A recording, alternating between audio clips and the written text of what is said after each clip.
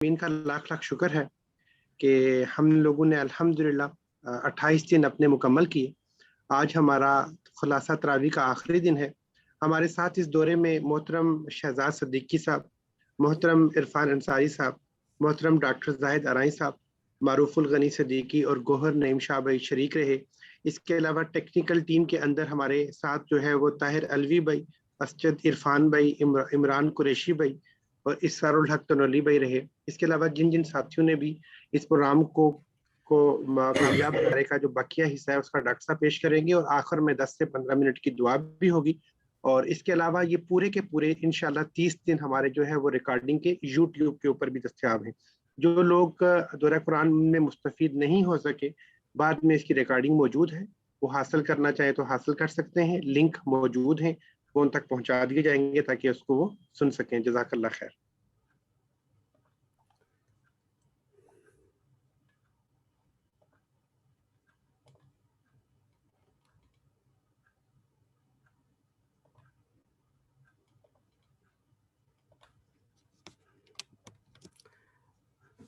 शुरू करें?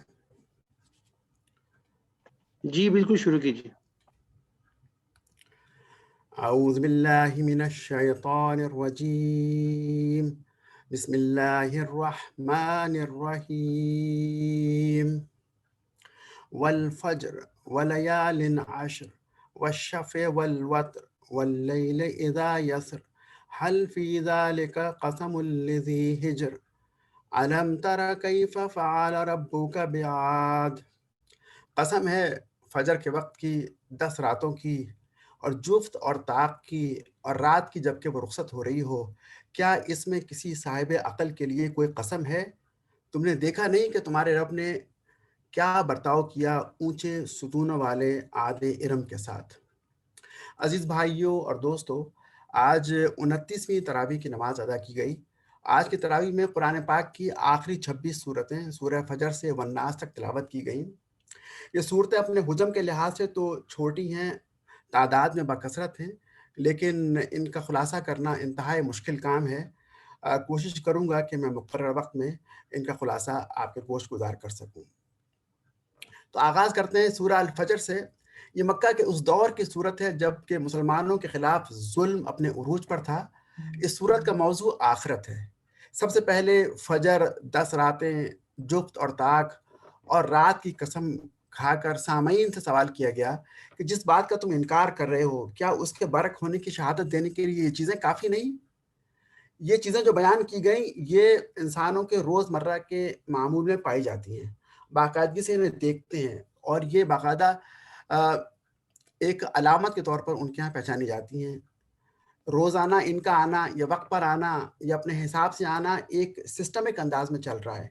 इसके बाद तारीख से इस्तदलाल करते हुए कौम आद और कौम समूद के अंजाम को पेश करके बताया कि ये किसी चौपट राजे की अंधेर नगरी नहीं है, बल्कि एक दाना और हकीम इस पर हुक्मरानी कर रहा है। अकल ये तकाजा करती है कि जिन लोगों को इख्तियार दिए गए हैं उनका मुहासबा भी हो और उनसे पूछा भी जाए कि तुमने इख्तियारात को कैसे इस्तेमाल किया।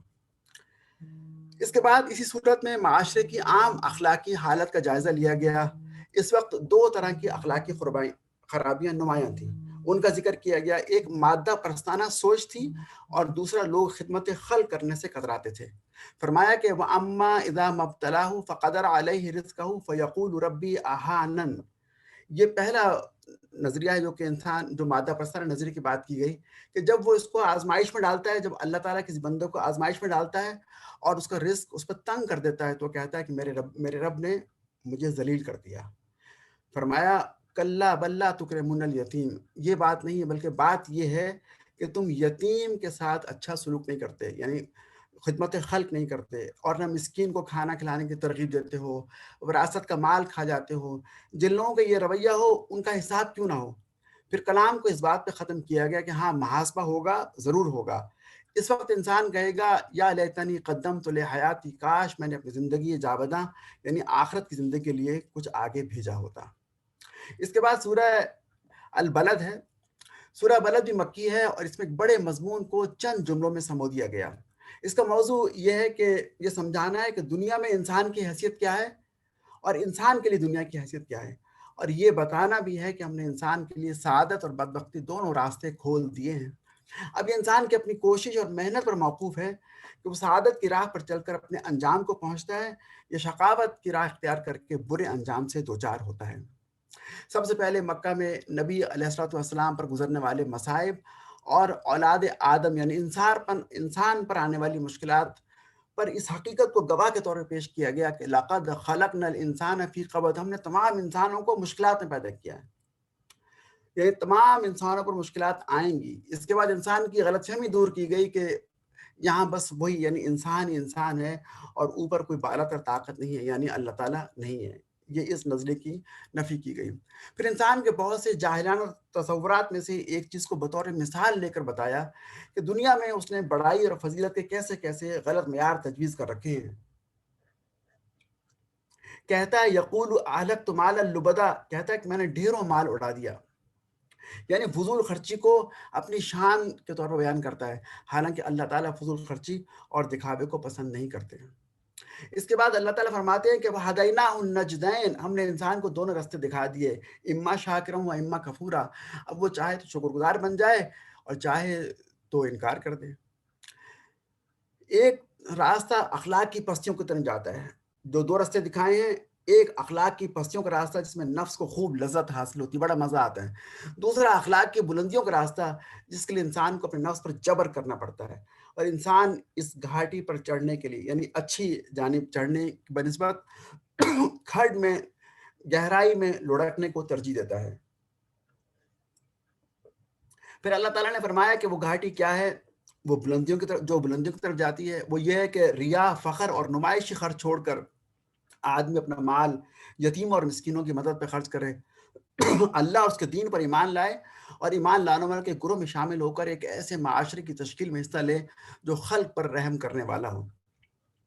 اس راستے پر چلنے والوں کا انجام یہ ہے کہ اللہ کی رحمت کے وہ لوگ مستحق ہو جائیں گے۔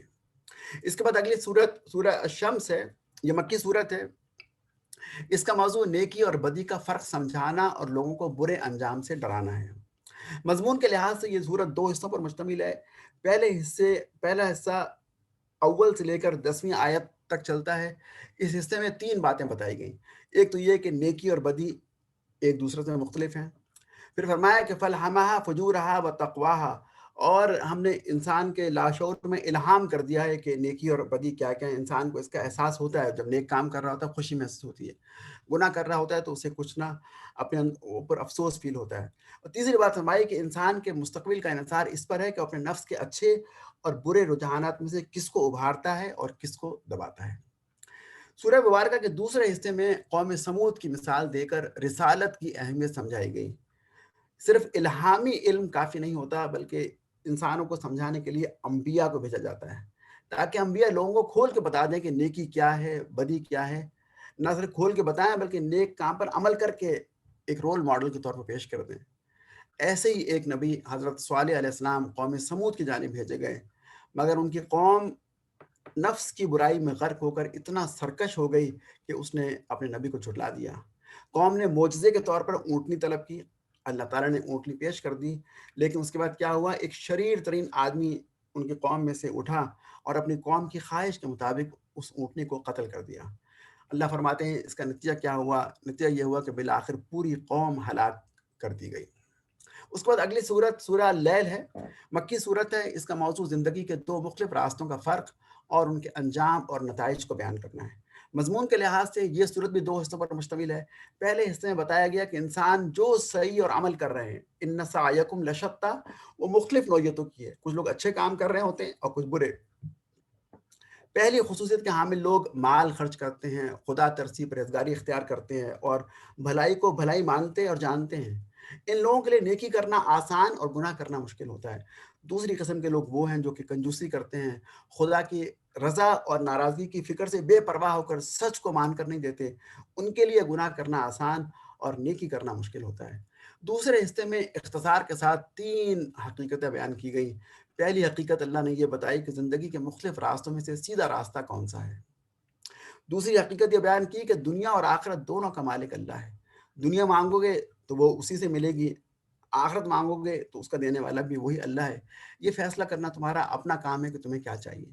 تیسری حقیقت یہ بیان کی گئی کہ جو بدبخت اس بھلائی کو جھٹلائے گا جو رسول اور کتاب کے ذریعے پیش کی گئی ہے تو اس کے لیے بھڑکتی ہوئی آگ تیار ہے. سورہ مبارکہ کے آخر میں فرمایا کہ الذی یؤتی مالہ یتزکیٰ، جو آدمی پوری بے غرضی کے ساتھ محض اپنے رب کی رضا جوئی کی خاطر اپنا مال راہ خیر میں خرچ کرے گا تو اس کا رب اس سے راضی ہوگا اور اسے اتنا کچھ دے گا کہ وہ خوش ہو جائے گا. اگلی سورہ الضحیٰ ہے. اس کا مضمون رسول اکرم صلی اللہ علیہ وسلم کو تسلی دینا ہے اور اس پریشانی کو دور کرنا ہے کہ جب نزول وحی میں ایک طویل وقفہ آ گیا، اس وقفے کی وجہ سے آپ پریشان ہوئے، تو اس پریشانی پر آپ کو تسلی دینے کے لیے یہ صورت نازل کی گئی. وَالضُّحَىٰ وَاللَّيْلِ إِذَا سَجَىٰ، روشن دن اور پرسکون رات کی قسم کھا کر آپ کو اطمینان دلایا گیا کہ آپ کے رب نے آپ کو نہیں چھوڑا. یہ وحی کے معطل ہونے کا سلسلہ عارضی تھا، دوبارہ شروع ہو رہا ہے اور نہ وہ آپ سے ناراض ہیں. اللہ جل شانہ فرماتے ہیں کہ ہم نے تو اے محمد تمہاری پیدائش کے دن سے مسلسل تم پہ مہربانیاں کی ہیں. تم یتیم پیدا ہوئے، ہم نے تمہاری پرورش کی. تم ناواقف راہ تھے، ہم نے تمہیں راستہ دکھایا. اس کے بعد آپ علیہ الصلوۃ والسلام کو خوشخبری دی گئی کہ جن شدید مشکلات سے آپ کو سابقہ پیش آ رہا ہے یہ مشکلات عارضی ہیں. اور آخر میں نبی اسلام سے کہا گیا کہ ان احسانات کے جواب میں اب خلق خدا کے ساتھ اچھا برتاؤ کیجئے، یتیم پر سختی نہ کیجئے، مانگنے والوں کو مت جھڑکیے اور اپنے رب کی نعمتوں کا شکر ادا کرتے رہیے. یہ دراصل حضور سے کہہ کر ہمیں نصیحت کی جا رہی ہے کہ امت جو ہے وہ ان کاموں پر عمل پیرا ہو. اس کے بعد اگلی صورت علم نشرہ ہے، مکی صورت ہے اور اس کا مدعا اور مقصد بھی رسول اکرم صلی اللہ علیہ وسلم کو تسلی دینا ہے. جب آپ نے اسلام کی تبلیغ شروع کی تو دیکھتے ہی دیکھتے وہ معاشرہ جو کہ آپ کے گن گاتا تھا آپ کا دشمن ہو گیا. وہی رشتہ دار، وہی دوست، اہل قبیلہ اور اہل محلہ جو آپ کی تعریفیں کرتے ہوئے تھکتے نہیں تھے وہ آپ کو گالیاں دینے لگے. تو اللہ تعالیٰ نے پہلے تو آپ کو بتایا کہ ہم نے آپ کو 3 بہت بڑی نعمتیں عطا کی ہیں، اس لیے آپ پریشان نہ ہوں. لوگوں کو رویے سے نہ پریشان ہوں کیونکہ آپ کے اس کام کے بدلے میں ہم نے آپ کو 3 بڑی نعمتیں دی ہیں. پہلی نعمت آپ کو شرح صدر کی، یعنی اپنے کام پر آپ کو اطمینان ہے اور آپ مطمئن ہو کر یہ کام کر رہے ہیں، یہ پہلی نعمت ہے. دوسری نعمت یہ ہے کہ آپ بہت پریشان رہا کرتے تھے معاشرے کے حالات کو دیکھ کر، برائیوں کو دیکھ کر کہ معاشرہ کیسے ٹھیک ہوگا، اس کی اصلاح کیسے ہوگی. تو ہم نے آپ پر نبوت بھیج کر یہ بھی آپ کا بوجھ کم کر دیا اور آپ نے خود اپنے ہاتھ سے اس کی اصلاح کی کوشش کی. یہ دوسری نعمت تھی. اور تیسری نعمت یہ کہ آپ کا ذکر بلند کر دیا اور اتنا رفع ذکر آپ کا کیا کہ کوئی بھی انسان آپ کے برابر نہیں پہنچ سکتا. آج بھی ہم دیکھتے ہیں کہ پوری دنیا میں ہر جگہ اللہ کے رسول اسلام پہ درود بھیجا جاتا ہے. اذان ہوتی ہے تو اذان میں آپ کا نام ہوتا ہے. کروڑوں لوگ آپ سے محبت کرتے ہیں، آپ کی خاطر جان مال سب کچھ قربان کرنے کے لیے تیار رہتے ہیں. تو یہ آپ کے رفع ذکر کی بات ہے. پھر آخر میں نبی علیہ الصلوۃ والسلام کو ہدایت فرمائی گئی کہ ابتدائی دور کی ان سختیوں کا مقابلہ کرنے کی طاقت آپ کے اندر ایک چیز سے آ سکتی ہے، وہ یہ ہے کہ جب آپ اپنے مشاغل سے فارغ ہوں تو عبادت کیا کریں. معلوم ہوا کہ عبادت کرنے سے انسان کے اندر سختیوں کا مقابلہ کرنے کی سعادت حاصل ہوتی ہوگی، قوت حاصل ہوتی ہے. فرمایا کہ اب ہر چیز سے بے نیاز ہو کر صرف اپنے رب سے لو لگا لیجئے. اس کے بعد اگلی صورت سورہ 3 ہے.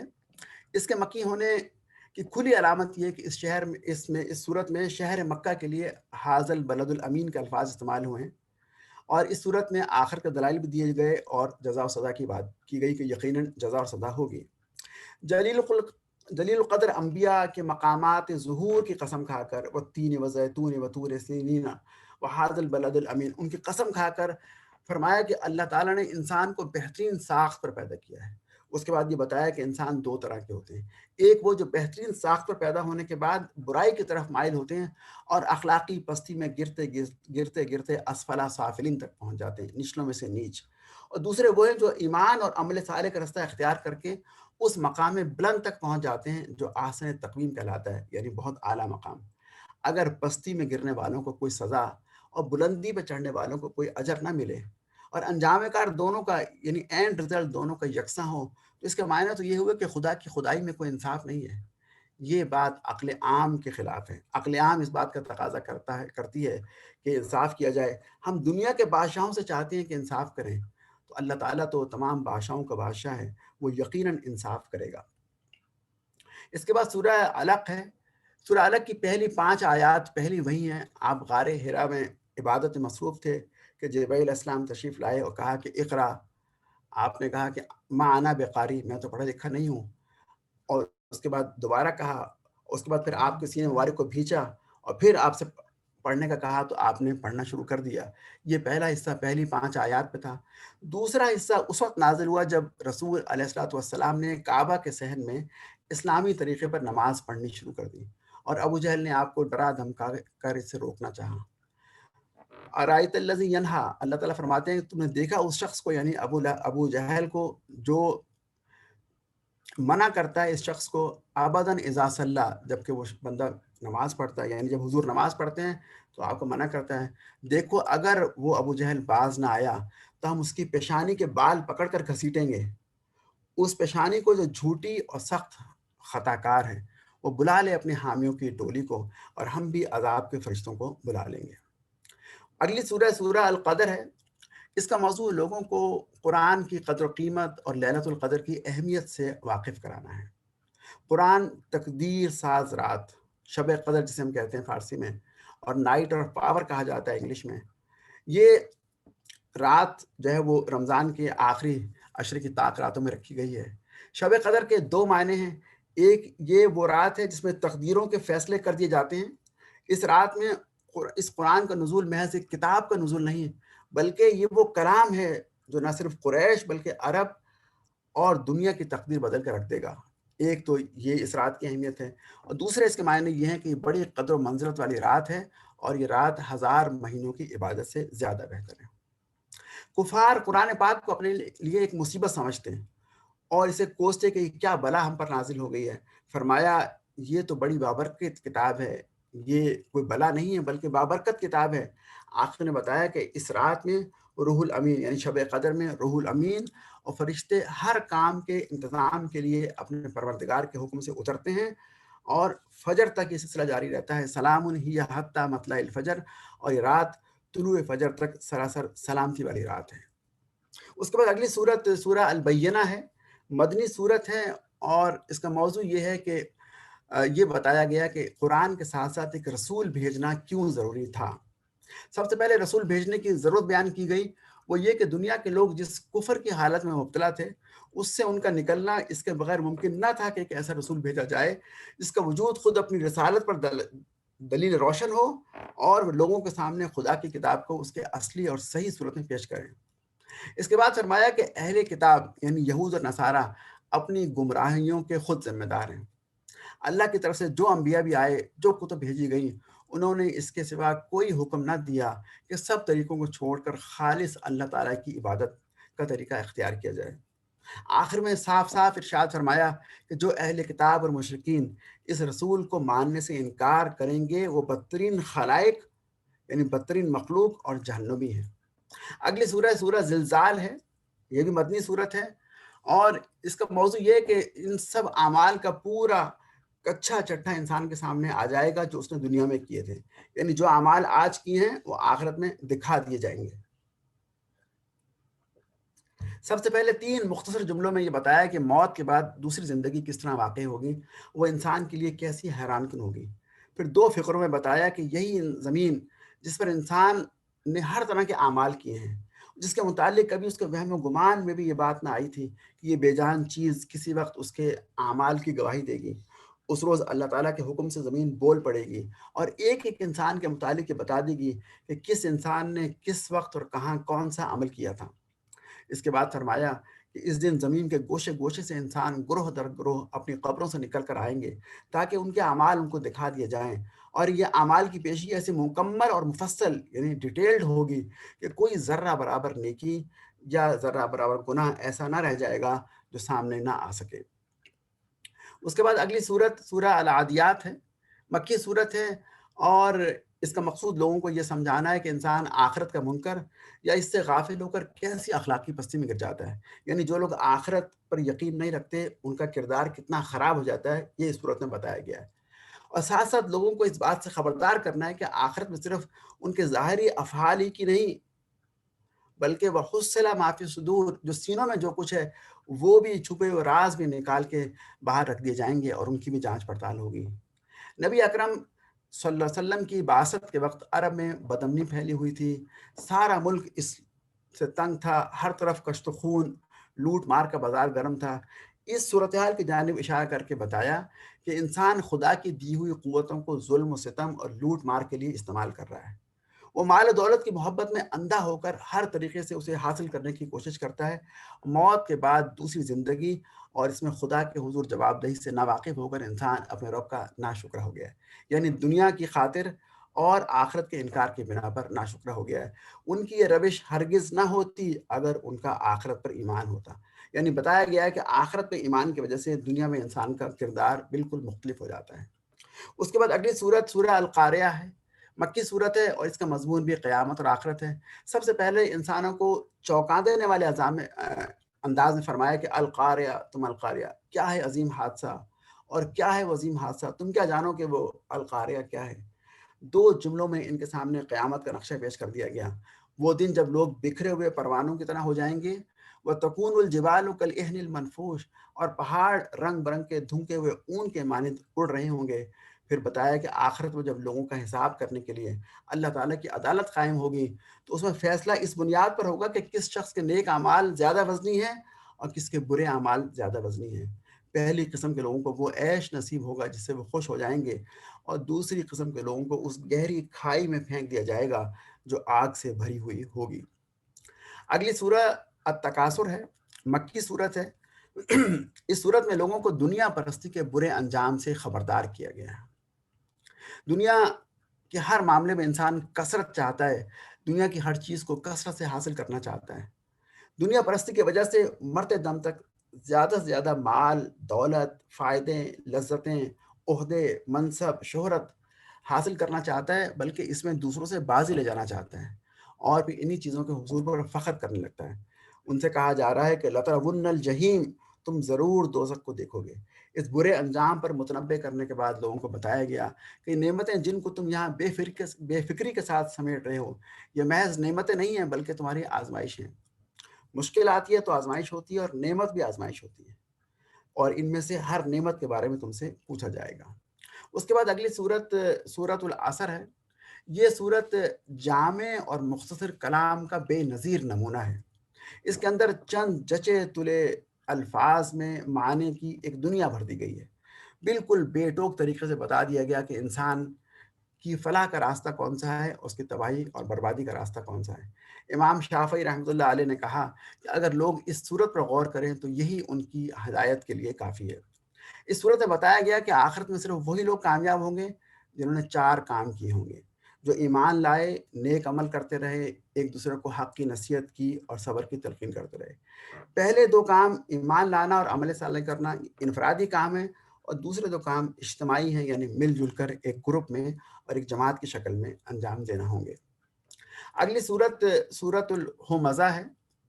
اس صورت میں چند اخلاقی برائیوں کی مذمت کی گئی جو جاہلیت کے معاشرے میں لالچی اور زرپرست مالداروں کے اندر پائی جاتی تھیں، جنہیں ہر عرب جانتا تھا کہ یہ برائیاں فی الوقت اس کے معاشرے میں موجود ہیں۔ اس کے بعد یہ بتایا گیا کہ آخرت میں ان لوگوں کا انجام کیا ہوگا جن کا یہ کریکٹر ہے۔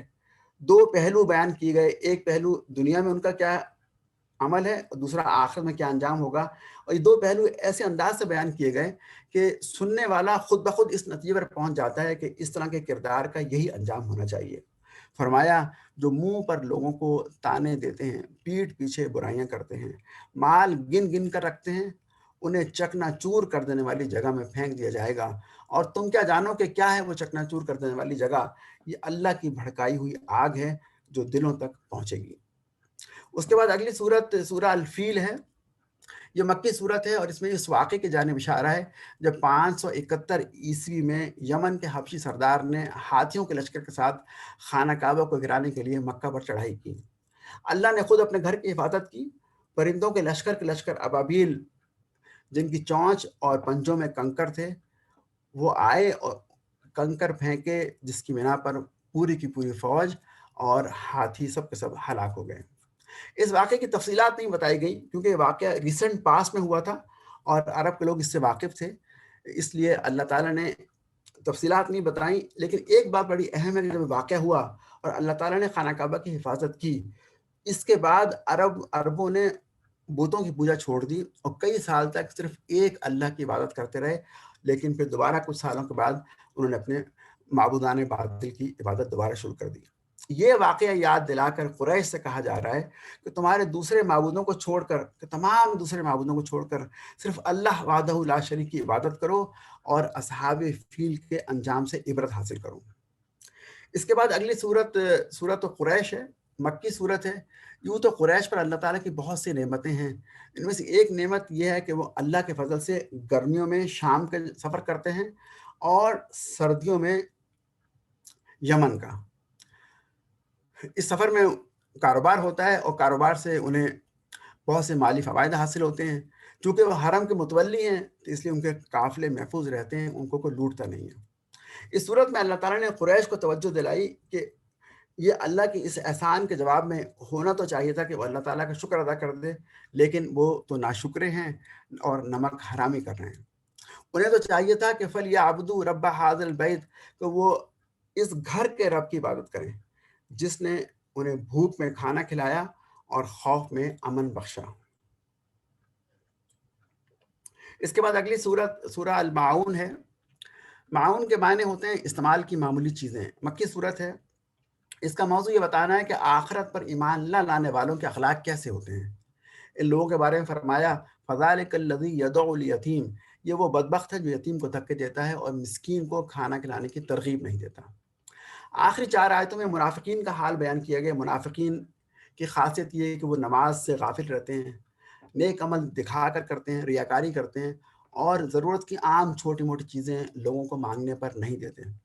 مجموعی طور پر دونوں قسم کے گروہوں کے طرز عمل کو بیان کرنے کے بعد یہ حقیقت لوگوں کو ذہن نشین کرانا ہے کہ انسان کے اندر ایک مضبوط اور مستحکم پاکیزہ کردار عقیدہ آخرت کے بغیر پیدا نہیں ہوتا۔ اگلی سورہ الکوثر ہے، مکی سورہ ہے۔ جب نبی علیہ السلام کے بیٹوں کا انتقال ہوا تو اس وقت ابو لہب نے پھپتی کسی کہ نعوذ باللہ محمد صلی اللہ علیہ وسلم کی دم کٹ گئی، یعنی آپ بے اولاد ہو گئے اور آئندہ کے لیے آپ کی نسل نہیں چلے گی۔ اس کے جواب میں سورہ کوثر نازل ہوئی۔ اللہ نے فرمایا کہ انا اعطیناک الکوثر، اے نبی ہم نے تمہیں کوثر عطا کی۔ کوثر سے کیا مراد ہے؟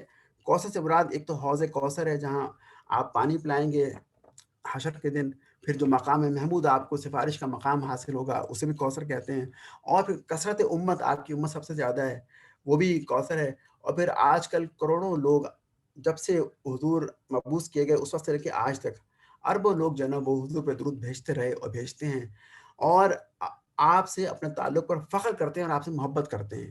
یہ مقام ہے جو کہ اللہ نے نبی اسلام کو عطا فرمایا، اور اللہ تعالیٰ مزید فرماتے ہیں کہ اس مقام کے عطا ہونے پر تم شکرانے کے طور پر اپنے پروردگار کے لیے نماز پڑھو اور قربانی دیا کرو۔ یہ بات نہیں ہے کہ تمہاری جڑ کٹ گئی، بلکہ تمہارا دشمن ہی جڑ کٹا ہے۔ اگلی سورہ الکافرون ہے، مکی صورت ہے۔ اس کا پس منظر یہ ہے کہ کافر کئی بار اللہ کے رسول کے پاس آئے مختلف ڈیلیگیشن کی شکل میں اور کہا کہ یا رسول اللہ ہم کچھ کمپرومائز کرتے ہیں، ہم چاہتے ہیں کچھ گیو اینڈ ٹیک کا معاملہ ہو جائے، 1 سال آپ ہمارے معبودوں لات اور عزا کی عبادت کریں اور 1 سال ہم آپ کے رحمان کی عبادت کریں گے۔ حضور نے جب یہ بات نہیں مانی تو فرمایا کہ اے محمد اگر آپ ہمارے معبودوں کو صرف ایک بار چوم لیں تو ہم آپ کے معبود کی عبادت کریں گے۔ تو اس پر یہ صورت نازل ہوئی۔ یہ صورت مذہبی رواداری کی تلقین کے لیے نازل نہیں، بلکہ یہ برات کے لیے، بیزاری کے لیے کہا گیا کہ کفار کے دین اور ان کی پوجا پاٹ اور ان کے معبودوں سے قطعی برات، بیزاری اور لا تعلقی کا اعلان کر دیجیے۔ یعنی دین کے معاملے میں کوئی کمپرومائز، عبادت پر کوئی کمپرومائز نہیں ہو سکتا۔ اور پھر اس صورت کو قرآن میں درج کر کے قیامت تک کے لیے لوگوں کو یہ تعلیم دے دی گئی کہ دین کفر جہاں جس شکل میں بھی ہو اس سے قول اور عمل میں برات کا اظہار کرنا چاہیے اور بلا رو رعایت کہہ دینا چاہیے کہ دین کے معاملے میں وہ کافروں سے کسی قسم کی مداہنت یا مصالحت، کمپرومائز نہیں کر سکتے۔ اگلی سورۃ النصر ہے، مدنی صورت ہے۔ ہماری ماں سیدہ ام حبیبہ رضی اللہ تعالیٰ عنہ فرماتی ہیں کہ جب یہ صورت نازل ہوئی تو رسول علیہ السلام نے فرمایا کہ اس سال میرا انتقال ہونے والا ہے۔ اس صورت میں اللہ تعالیٰ نے نبی علیہ السلام کو بتایا کہ جب عرب میں اسلام کی فتح مکمل ہو جائے، یعنی جب عرب میں دین کا غلبہ ہو جائے، اسلام نافذ ہو جائے اور لوگ اللہ کے دین میں فوج در فوج داخل ہونے لگیں، تو اس کے معنی یہ ہے کہ وہ کام مکمل ہو گیا جس کے لیے آپ کو بھیجا گیا تھا. یعنی آپ کو جزیرہ نما عرب میں اسلام کو غالب کرنے کے لیے بھیجا گیا تھا. اس کے بعد کا مشن پھر صحابہ کے لیے تھا. اس کے بعد آپ کو حکم دیا گیا کہ آپ اللہ کی حمد، یعنی جب مشن مکمل ہو جائے تو اللہ کی حمد بیان کیجئے اور اس کی تسبیح میں مشغول ہو جائیے. اس کے فضل سے آپ اتنا کہ اللہ کے فضل سے آپ اتنا بڑا کام سر انجام دینے میں کامیاب ہو سکے. اب یہاں پر بتایا جا رہا ہے کہ دنیا میں آپ کو کامیابی ہو گئی، اور دنیا میں کامیابی کے بعد آپ کیا کریں؟ اللہ کی تعریف کریں اور تسبیح کریں. یہاں فرق دکھانا مقصود ہے کہ جو دنیا کے لوگ ہوتے ہیں، جو دنیا کی فوجوں کے سپہ سالار ہوتے ہیں، وہ جب کامیاب ہوتے ہیں تو جشن مناتے ہیں اور جو ہے نا وہ عجیب و غریب طریقے سے اس کا اہتمام کرتے ہیں. شراب چلتی ہے، دیگر لغویات ہوتی ہیں، ان کی خوشی کا اظہار اس طرح ہوتا ہے. اور ایک مسلمان سپہ سالار کو یہ بتایا گیا کہ اس کی خوشی کا طریقہ یہ ہوگا کہ وہ اللہ کی حمد بیان کرے اور اس کی تسبیح میں مشغول ہو جائے. اگلی سورہ سورۃ اللہب ہے. یہ مکی صورت ہے اور قرآن پاک میں یہ واحد مقام ہے جہاں ایک دشمن اسلام کا نام لے کر اس کی مذمت کی گئی. ابو لہب حضور کو بہت تنگ کیا کرتے تھے، آپ کے چچا تھے. چچا ہونے کی وجہ سے لوگ ابو لہب کی باتوں کا اعتبار کرتے ہیں، لیکن جب سورہ لہب نازل ہوئی تو اس کے بعد ان کا اعتبار ختم ہو گیا. اس صورت میں حضور کے چچا کی مذمت کی گئی تو لوگوں کو معلوم ہو گیا کہ حضور کے دین کا، کہ حضور صلی اللہ علیہ وسلم دین کے معاملے میں کسی کا لحاظ کر کے کمپرومائز نہیں کرتے. جب اعلان رسول اسلام کے اپنے چچا کی خبر لے ڈالی گئی تو لوگ سمجھ گئے کہ یہاں کسی لاگ لپیٹ کی گنجائش نہیں. غیر اپنا ہو سکتا ہے اگر ایمان لے آئے، اور اپنا غیر ہو جائے گا اگر وہ انکار کر دے، وہ کافر ہو جائے. یعنی اس معاملے میں رشتہ داری کی کوئی اہمیت نہیں ہے، اصل اہمیت ایمان کی ہے. اگلی سورہ ہے سورہ اخلاص ہے. اخلاص اس صورت کا نام ہی نہیں بلکہ اس کو عنوان بھی ہے، کیونکہ اس میں توحید کو اللہ کے لیے خالص کیا گیا ہے. جب نبی علیہ الصلوۃ والسلام توحید کی دعوت لے کر اٹھے تو اس وقت بت پرست مشرکین ان معبودوں کو پوج رہے تھے جو لکڑی، پتھر، سونے اور چاندی جیسی چیزوں کے بنے ہوئے تھے. ان کے جسم تھے، ان کے ہاتھ پاؤں تھے، شکل و صورت تھی. پھر یہ کہ وہ کسی کو دیوی کہتے، کسی کو دیوتا کہتے، باقاعدہ ان کے نام ہوتے کہ یہ فلاں کی بیوی ہے، فلاں کا شوہر ہے، ان کی اولاد قرار دی جاتی. یہ ان کا پس منظر تھا. تو ایک دفعہ وہ حضور کے پاس آئے اور آ کر آپ سے کہا کہ یا رسول اللہ، اے محمد صلی اللہ علیہ وسلم، ہمارے تو معبود لکڑی، پتھر، سونے کے بنے ہوئے، تو آپ کا معبود کس چیز سے بنا ہوا ہے؟ ذرا اس کی تشریح کیجیے، بتائیے. اس پر یہ صورت نازل ہوئی اور قرآن کا یہ اعجاز ہے کہ اس نے ان سوالات کا جواب چند الفاظ میں دے کر اللہ کی ہستی کا ایسے واضح تصور پیش کر دیا کہ جو تمام مشرکانہ تصورات کو ختم کر دینے والا ہے. اور آپ کی اللہ کی ذات سے منسوب مخلوقات والی صفات بالکل الگ کر دی گئی. فرما دیا گیا کہ اللہ ایک ہے، اللہ بے نیاز ہے، نہ اس نے کسی کو جنا، نہ کسی نے اس کو جنا، اور کوئی اس کا ہمسر نہیں ہے. تو یہ کہہ کر بات کو ختم کر دیا گیا. سیدہ عائشہ فرماتی ہیں کہ یہ بخاری مسلم کی متفق علیہ حدیث ہے کہ ایک دفعہ رسول اکرم صلی اللہ علیہ وسلم نے ایک صاحب کو مہم کا سردار بنا کر بھیجا. پورے سفر کے دوران ان صاحب کا، ان قائد کا طریقہ یہ رہا کہ ہر نماز میں وہ سورہ فاتحہ اور ایک سورت پڑھنے کے بعد پھر سورہ قل واللہ احد پڑھ کے اپنی قرات کو ختم کرتے ہیں. واپسی پر ان کے ساتھیوں نے حضور سے اس بات کا ذکر کیا. آپ نے فرمایا کہ ان سے پوچھو وہ ایسا کیوں کرتے تھے. جب ان سے پوچھا گیا تو انہوں نے کہا کہ اس میں رحمان کی صفت بیان کی گئی ہے، اس لیے مجھے اس کا پڑھنا بہت محبوب ہے. حضور نے یہ بات سنی تو لوگوں سے فرمایا کہ اخبرہ ان اللہ تعالی یحبہ، آپ اس شخص کو خبر دے دو کہ اللہ تعالیٰ اسے محبوب رکھتا ہے. یعنی سورہ احد پڑھنے کی بنا پر اللہ تعالیٰ بندے سے محبت رکھتا ہے، بندے کو محبوب بنا لیتا ہے. اس کے بعد آخری دو صورتیں الفلق اور الناس ہیں، جنہیں معوذتان یا معوذتین کہتے ہیں. جو اسلام کی دعوت پھیلتی گئی، کفار مکہ کی مخالفت بھی شدید تر ہوتی چلی گئی. کفار کے دلوں میں تو حضور کے خلاف ہر وقت دشمنی کی بھٹیاں سلگتی رہتی تھیں. مشورے کیے جاتے تھے کہ کوئی ایسا موقع ملے کہ چھپ کر حضور کو ہلاک کر دیا جائے، آپ کے خلاف کوئی جادو ٹونا کیا جائے، کوئی ایسا معاملہ ہو کہ آپ بیمار پڑ جائیں یا آپ کا ذہنی توازن ٹھیک نہ رہے یا وفات پا جائیں. تو اس طرح کی کوششوں میں وہ لوگ لگے ہوئے تھے اور ان کے دلوں میں حسد کی آگ جل رہی تھی. ان حالات میں، ان دو صورتوں میں نبی علیہ الصلوۃ والسلام سے فرمایا کہ ان لوگوں سے کہہ دو کہ میں پناہ مانگتا ہوں صبح کے رب کی تمام مخلوقات کے شر سے، رات کے اندھیرے، جادوگروں اور جادوگرنیوں کے شر سے اور حاسدوں کے شر سے۔ یعنی حضور سے فرمایا گیا کہ آپ اس طرح کہہ کر اللہ تعالیٰ کی پناہ میں آ جائیں۔ پھر ان سے کہہ دو کہ میں پناہ مانگتا ہوں انسانوں کے رب، انسانوں کے بادشاہ، انسانوں کے معبود کی ہر اس وسوسہ انداز کے شر سے جو بار بار پلٹ کر آتا ہے، یعنی شیطان الخناس، اور لوگوں کے دلوں میں وسوسے ڈالتا ہے، خواہ وہ شیاطین جن میں سے ہو یا شیاطین انسانوں میں سے۔ یہ صورتیں عام طور پر جادو اور نظر بد کے لیے بھی پڑھی جاتی ہیں۔ اس کے ساتھ ہی قرآن پاک کا یہ جو خلاصے کا پروگرام تھا یہ ختم ہوا۔ اللہ تعالیٰ کا شکر ہے کہ اللہ تعالیٰ نے ہمیں ماہ رمضان کی ان مبارک راتوں میں قرآن مجید کا خلاصہ بیان کرنے اور سننے کی توفیق عطا فرمائی۔ ہم اس نعمت پر جتنا بھی شکر ادا کریں کم ہے۔ اس موقع پر میں منتظمین، خاص طور پر اسد بھائی اور دیگر اور باقی جو 4 مربین ہیں، ان کی جانب سے تمام خواتین حضرات کا دل کی گہرائیوں سے شکر ادا کرتا ہوں۔ انہیں مبارکباد بھی پیش کرتا ہوں کہ اس پروگرام میں شریک ہوئے۔ دورہ قرآن کے خلاصے کے دوران جو باتیں کہی گئیں وہ سراسر اللہ کی مہربانی سے ہوا۔ جو بھی سچ اور حق بیان کیا گیا وہ اللہ کی توفیق سے ہوا، اور جہاں بھی ہم بھائیوں سے جو غلطیاں ہوئیں وہ ہماری کم علمی کی بنا پر ہوئی۔ اللہ تعالیٰ ہماری ان غلطیوں کو معاف فرمائے۔